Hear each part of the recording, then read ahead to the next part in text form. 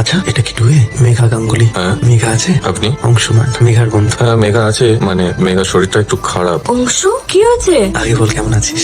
ঠিক আছে, এত রাতে কিছু হয়েছে? বলছি তার আগে একটু টয়লেটটা ইউজ করতে পারি? হ্যাঁ আয় না, ভেতরে আয়। একটু সাইড।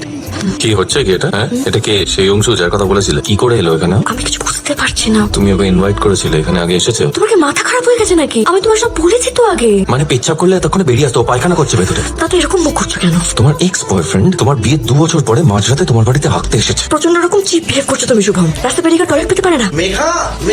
হ্যাঁ অংশু বল কি হয়েছে? মেঘা, বলছি খুব খিদে পেয়েছে, তোদের এখানে একটু ডিনার করা যাবে রে? আসলে কি বলতো, মানে আমাদের ডিনারটা জাস্ট হয়ে গেছে আর কি, একটু আগে। ভাতও হবে না? আসলে সব হোটেল তো বন্ধ, সারা রাত না খেয়ে থাকতে হবে। ঠিক আছে তুই বেরো না, দেখছি। একটা ডিম ভেজে দিবি রে?